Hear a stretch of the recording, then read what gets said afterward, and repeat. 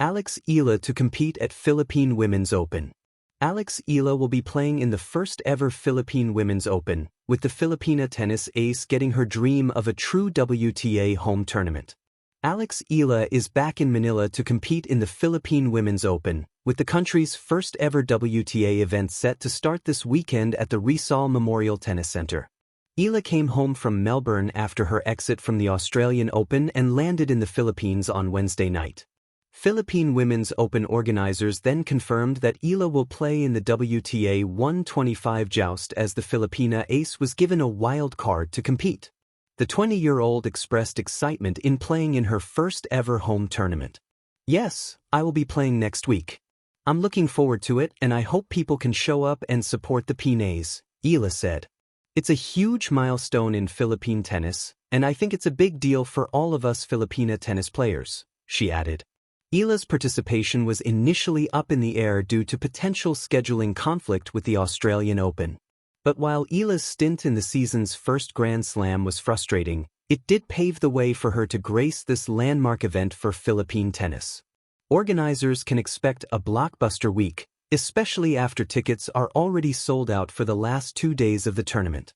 During her time in Melbourne, Eala also called the Philippine Women's Open a dream. Related, Eala ecstatic to see dream home tournament fulfilled with Philippine Women's Open. Aside from Eala, the Philippine Women's Open cast include the likes of Donna Vekic, Tatiana Maria, and Teniel Maidis, Eala's teammate with the national team who also got a wild card to the main draw. Phil-Australian Lizette Cabrera and UST's Kay Emina will be competing in the qualifying draw. Luisa Morales is a sports writer with a special interest in promoting women's sports. Her coverage highlights include the UAP, PVL, Southeast Asian Games, and the FIBA World Cup. She also follows Eala, the Philippine women's national football team, and mixed martial arts. Rising with the baseline, Eala at the Philippine Women's Open. The morning sun over Manila has a way of making hard courts gleam like mirrors. At the Philippine Women's Open, that light carries more than heat, it carries memory, hope, and a quiet promise. For Eala, stepping onto center court is not merely a return to competition, it is a homecoming written in chalk dust and sweat, in the echo of balls struck cleanly against strings. Alex does not arrive as a stranger to expectation. She arrives with it braided into her ponytail. From the first bounce of the warm-up, the crowd recognizes her rhythm. It is the rhythm of discipline learned far from home, of early mornings and late nights, of miles traveled with a racket bag slung over a shoulder still young but already seasoned. Eala's journey has carried her across continents, through academies where excellence is demanded daily, through tournaments where names loom large and pressure grows heavier with every round. Yet the Philippine Women's Open feels different. The air hums in her native language. The applause comes not just from fans, but from neighbors, mentors, children clutching borrowed rackets and dreaming audacious dreams. In this tournament, Alex is not just competing for ranking points or prize money.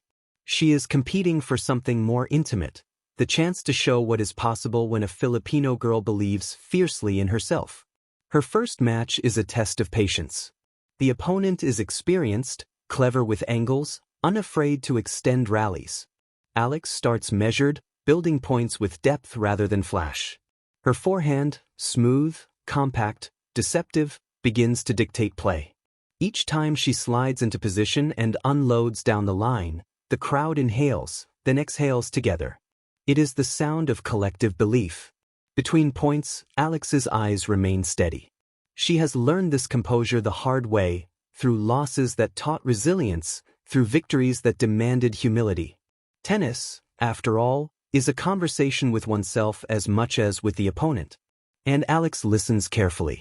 She adjusts. She adapts. She moves forward.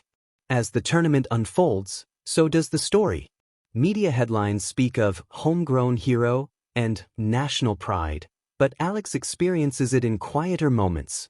A child asking for an autograph with trembling hands, a coach nodding from the stands, a familiar voice calling her nickname during a changeover.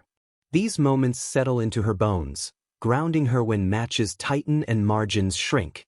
The semifinal is where nerves show themselves honestly. The court feels smaller. The ball feels heavier. The opponent's serve bites sharply, and for a moment Alex finds herself on the defensive. She drops a set. The crowd murmurs. This is the point where stories fracture, where doubt creeps in, where expectations can weigh more than possibility.